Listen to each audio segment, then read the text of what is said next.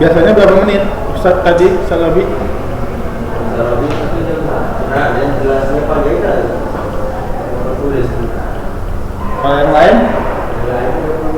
Ya pada 25. Kita lanjutkan dulu. Bismillah, alhamdulillah, wassalatu wassalamu ala rasulillah wa ala alihi wa sahbihi wa man tabi'ahum bi ihsanin ila yaumiddin. Ba'du.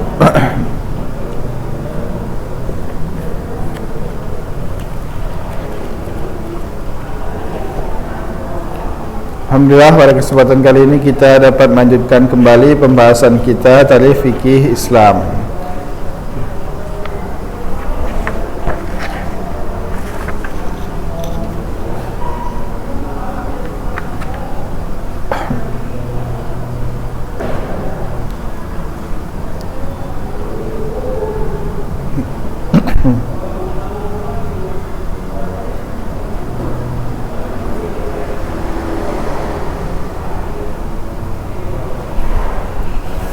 Pada pertemuan yang lalu kita telah sampai pada bab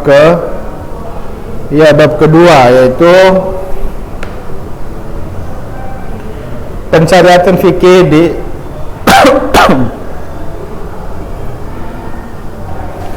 zaman Rasulullah sallallahu alaihi wasallam.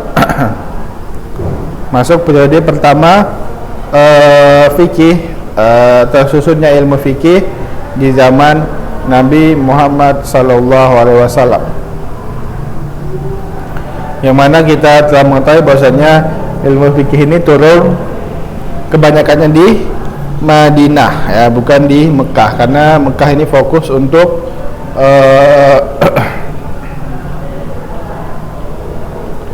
Mekah ini fokus untuk menegakkan kalimat tauhid, ya, atau menanamkan iman, ya, dan menegakkan kalimat tauhid kepada Allah Subhanahu wa taala. Nah, adapun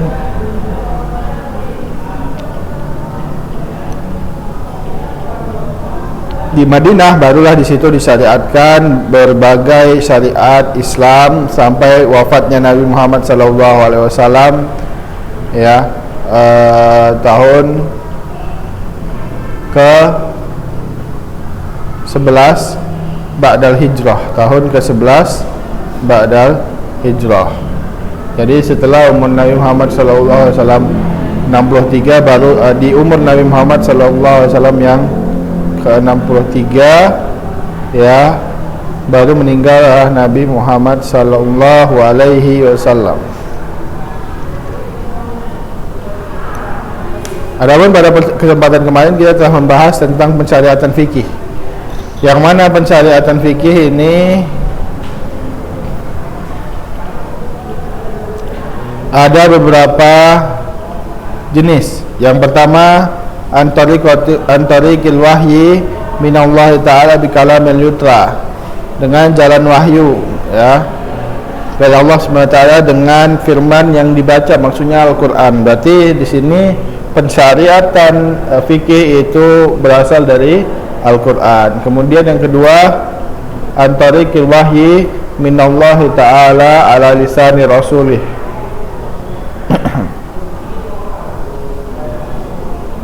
dari jalan wahyu.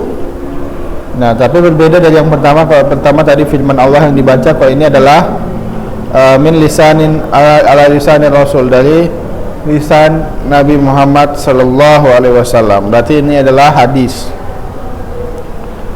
Yang ketiga,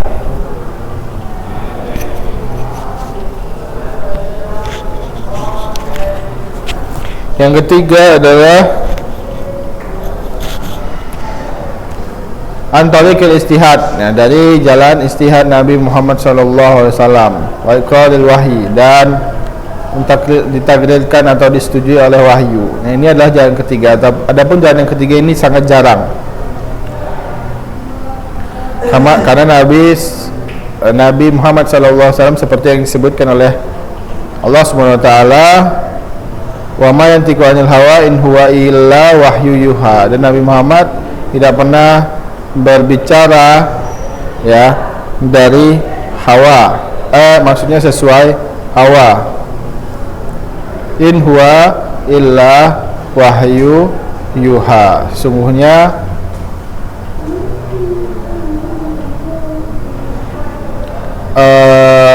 yang dikatakan Nabi Muhammad sallallahu alaihi wasallam adalah wahyu yang diwahyukan kepada Nabi Muhammad sallallahu alaihi wasallam dari Allah Subhanahu wa taala.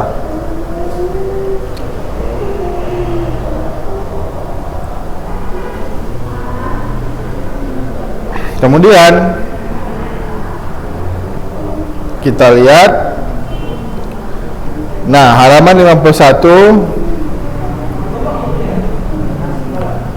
kita telah membahas tentang makan atau sunnah, kedudukan sunnah dari sisi Al-Quran ya, kedudukan sunnah terhadap Al-Quran, yaitu ada beberapa. Yang pertama, bahwasanya sunnah ini adalah muafiq ya, setuju atau penyelaras terhadap Al-Quran, yaitu menguatkan hukum yang telah ditetapkan oleh Al-Quran.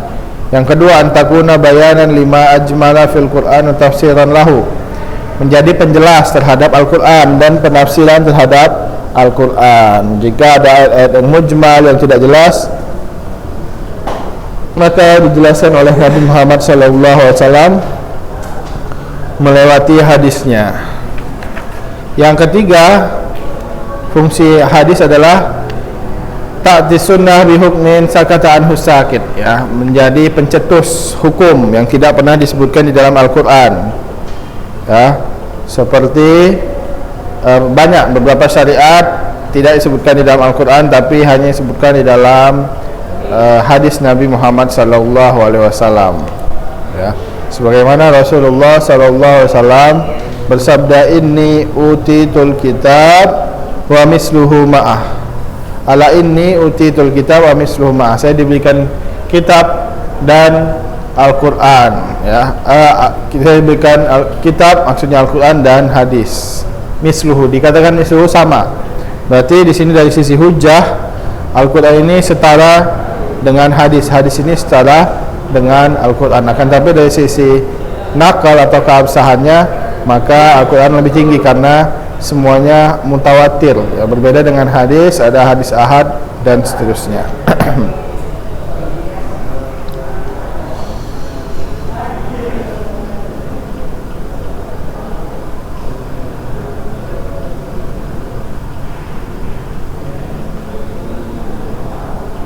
Kemudian kita masuk pembahasan kita kali ini yang baru, yaitu halaman 52. Sababut tasri'il fiqhi wal ahkam. Sebab tasri'ul fiqhi wal ahkam, sebab pensyariatan fikih dan hukum. Apa sih sebab-sebabnya? Nah, ini akan kita jelaskan pada kesempatan kali ini. Yakunu tasri'ul fiqhi wal ahkam imma ibtida'an wa imma mu'ajalah liqadiyatil waqi'ah atau ijabati soal matruhah. Ada tiga berarti ya. Turunnya hukum fikih baik dari hadis atau Al-Quran itu imma ibtidaan, baik dia ibtidaan itu secara tiba-tiba atau tidak ada sebabnya, wa imma mu'ajalatan liqadiyah, atau dia ingin menyelesaikan sebuah perkara ya, maka turunlah hukum dari Al-Quran dan Sunnah. Atau ijabatu soal, atau jawaban dari pertanyaan, baik ini pertanyaan sahabat dan selainnya ya. Nah, yang ditanyakan kepada Nabi Muhammad SAW, maka itu dijawab dengan fikih ya, dengan wahyu, baik dari Al-Quran ataupun dari hadis. Falahkamu lati ya'ti tasri'uha ibtidaan atau ibtada'a an tariqil wahyi aw an tariqis sunnah qawlan aw fi'lan wa takriran duna ayasbiqa dzalika qadiyatun hasilah fil mujtama' wal ghalib fi tasri'illah. Lihat sini, falahkam, maka hukum-hukum yang turun ibtidaan tanpa ada sebabnya, tiba-tiba ya, tanpa ada sebabnya, maksudnya ya tanpa ada sebabnya langsung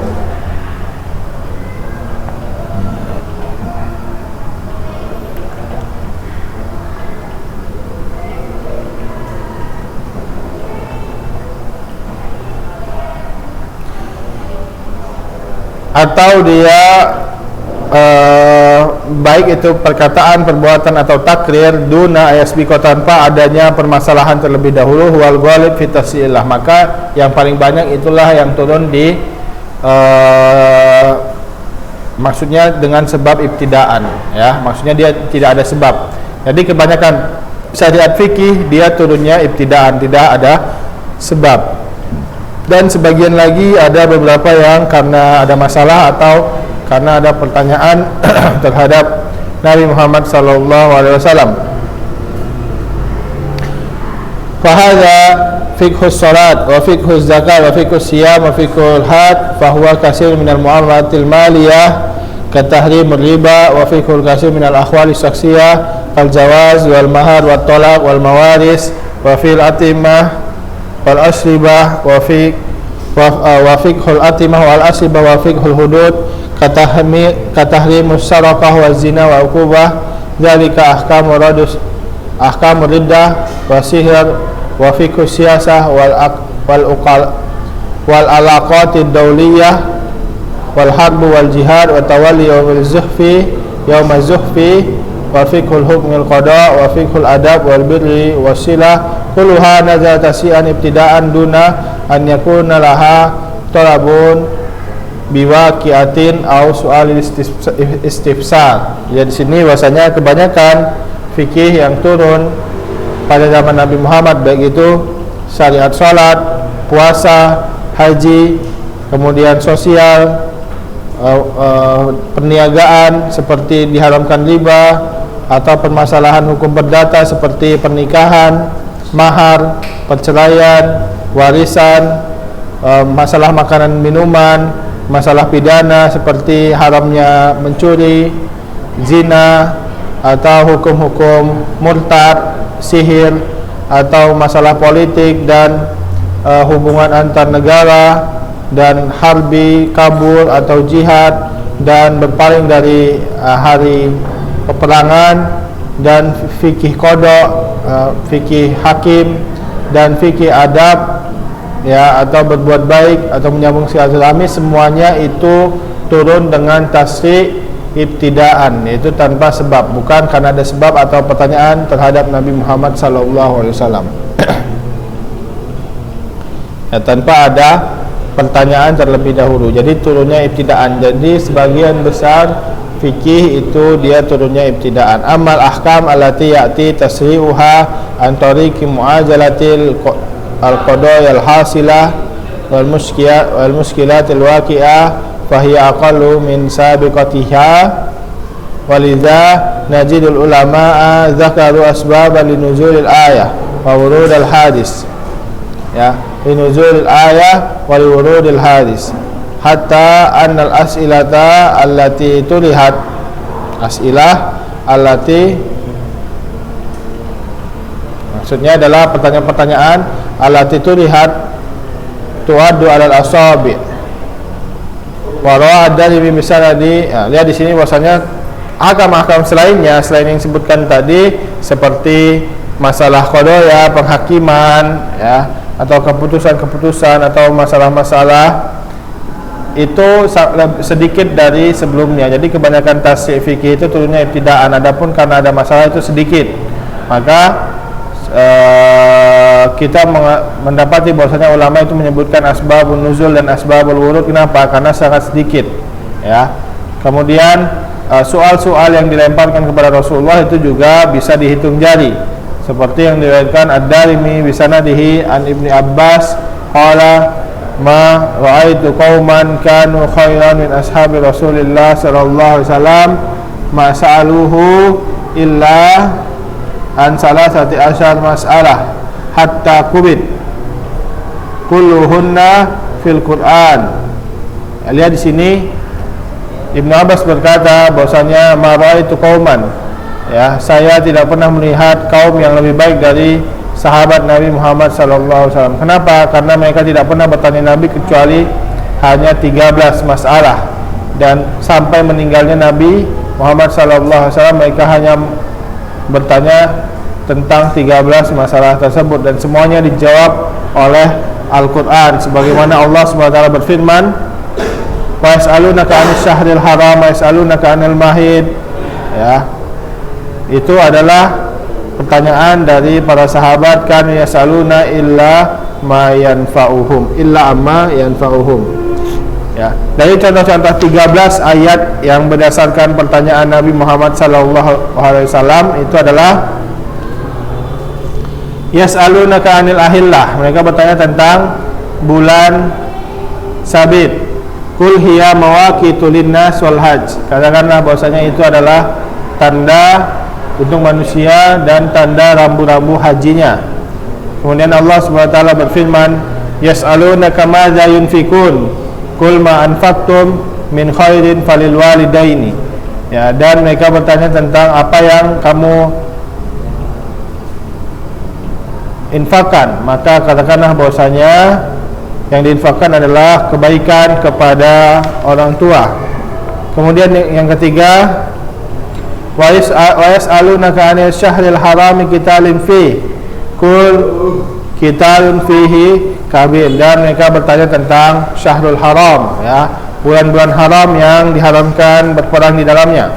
Kemudian mereka bertanya lagi, yas'alunaka 'anil khamri wal maisir, ya, mereka bertanya tentang khamar dan maisir.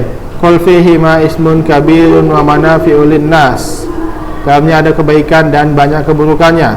Kemudian Allah SWT juga berfirman, wa yas'alunaka 'anil yatama, dan mereka bertanya tentang anak-anak yatim. Qul islahul lahum khair. Wa yas'alunaka 'anil mahid, dan mereka bertanya tentang haid atau wanita haid atau darah haidnya. Qul huwa adzan, maka katakanlah bahwasanya haid itu adalah kotoran, tidak bisa pakai salat. Fa'tazilun nisaa fil mahid, maksudnya jangan menggauli wanita pada saat haid.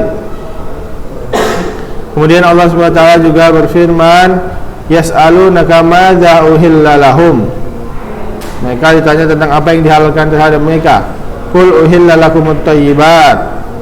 Kemudian Allah SWT juga berfirman, yas'alunaka 'anis sa'ati ayyana mursaha, qul innama ilmuha inda rabbi, dan mereka bertanya tentang hari kiamat, kapan dia terjadi.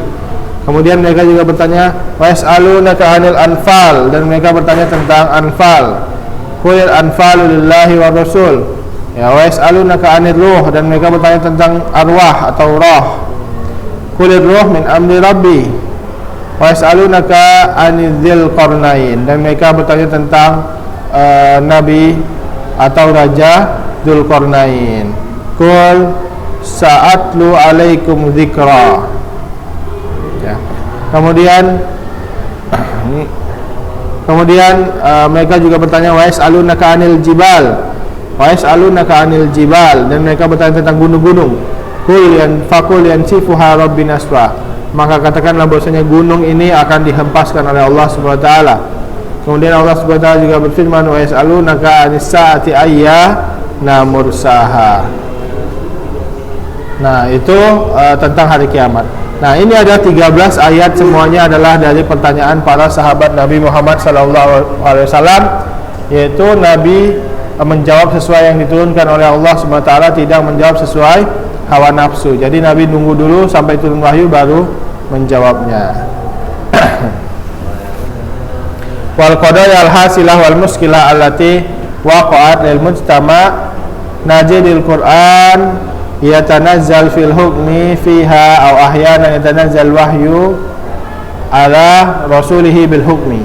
Ya, maka masalah-masalah itu kita lihat bahwasanya Al-Qur'an menjelaskan hukum terhadapnya atau hadis Nabi menjelaskan hukum terhadapnya. Wal amsilatu ala hadza katsirun naktafi bil isara ila al ba'di, dan amsilah atau contoh-contoh terhadap ini sangat banyak, dan kita cukup mengisyaratkan terhadap satu saja, kepada sebagian saja.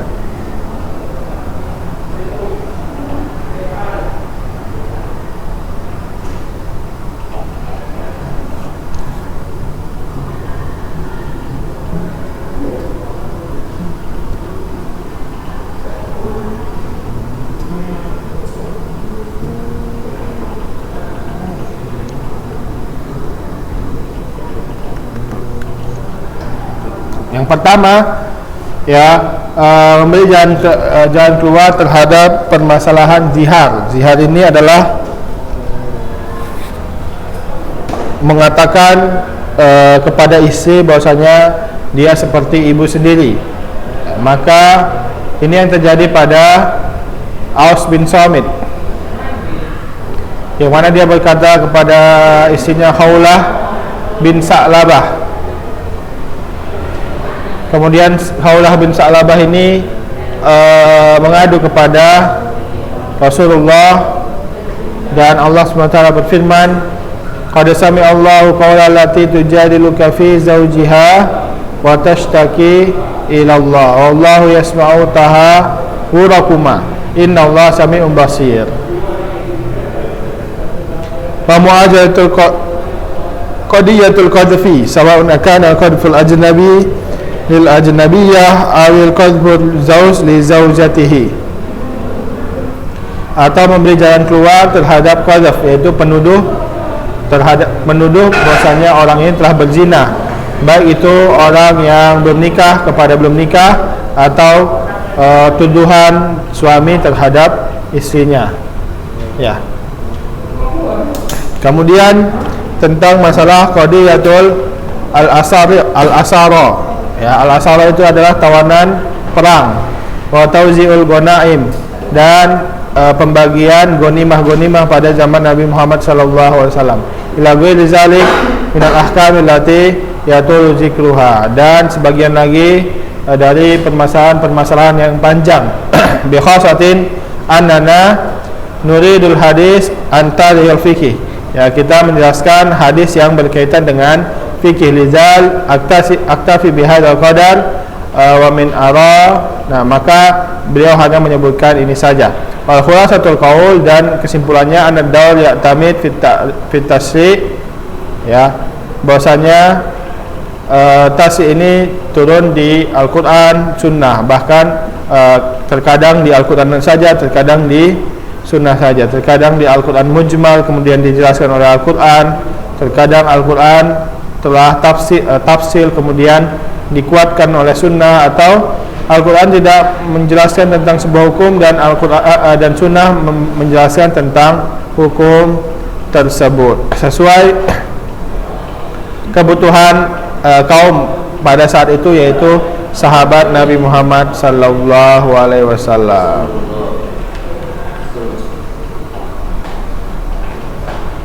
Sebagaimana Rasulullah juga mengajari para sahabatnya, di antaranya Amr bin As, Ma'qal bin Yasar, yang mana Rasulullah berkata, yang dikeluarkan dari Ahmad dari Ma'qal bin Yasar, bahwasanya Rasulullah berkata, amarani Rasulullah memberitahuku, ya, memerintahkanku an aqdi, waqala fa inna Allah tabaraka wa ta'ala ma'al qadi malam yahaf amdan.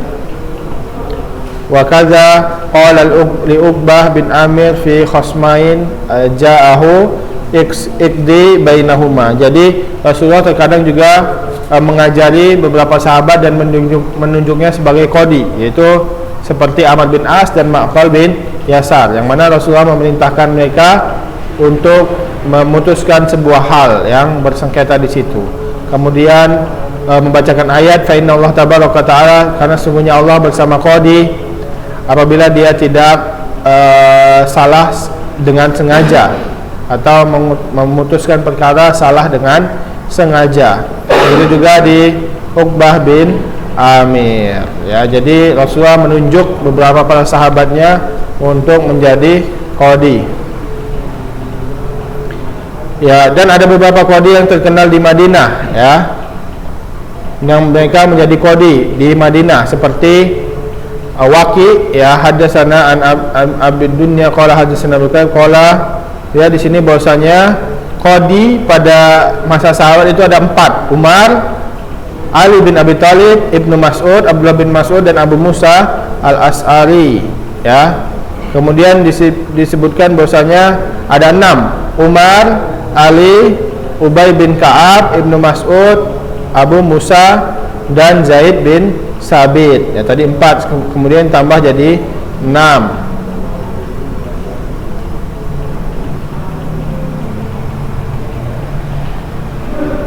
Ada yang mengatakan Abu Bakar dan Umar tidak menjadi qadi, ya. Hatta kanatil fitnatul fastafda Muawiyah, sampai terjadi fitnah di zaman Muawiyah bersengketa dengan Ali, maka mereka menjadi qadi. Kemudian disebutkan dari Masruq bahwasanya qadi di zaman sahabat Nabi Muhammad sallallahu alaihi wasallam itu ada 6, yaitu Umar, Ali, Abdullah bin Mas'ud, Ubay bin Ka'ab,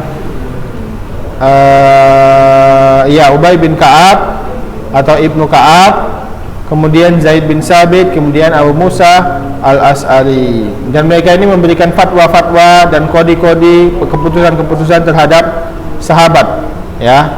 Dan Rasulullah mentakrirnya atau mendiamkannya, berarti membenarkannya, setuju dan tidak mengingkarinya, yaitu Abu Bakar Siddiq.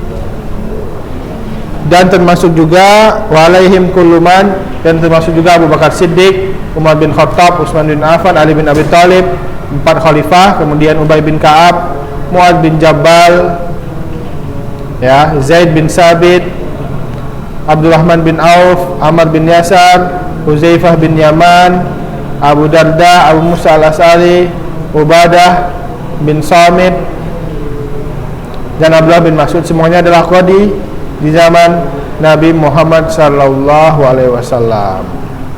Seperti yang disebutkan di dalam Nagam, wa fi zamanil Mukhtar afta bi amrihi Abu Bakar, Al-Faruq, Utsman, ya, Utsman, Haidir, Hudzaifah, Ammar, wa Zaid bin Sabit, wa Mu'ad Abu Darda, wa huwa Waimir, ya, Ubay, Abu Musa ila As'ar intama, wa khataman nizami bibni Auf al-Ma'tar al-Mu'attir, ya. Jadi beliau menyebutkan yaitu Abu Bakar, Al-Faruq yaitu Umar, Utsman,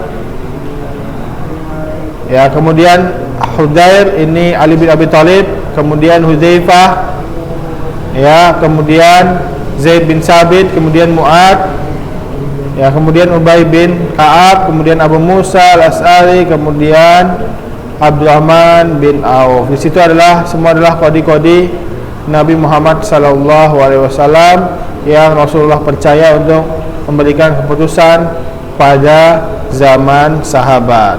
Wa kadzalika Ibnu Mas'ud wa min jumlatil muftina aidan Ubadah, ya, begitu juga Ubadah bin Samit, kemudian Ibnu Mas'ud, Imam Al-Munawwir, ya, yaitu Ibnu Mas'ud dan Ubadah bin Samit juga. Jadi ada sekitar berapa itu? 1 2 3 4 5 6 7 8 9 10 11, oh ya, ada matnya, ya,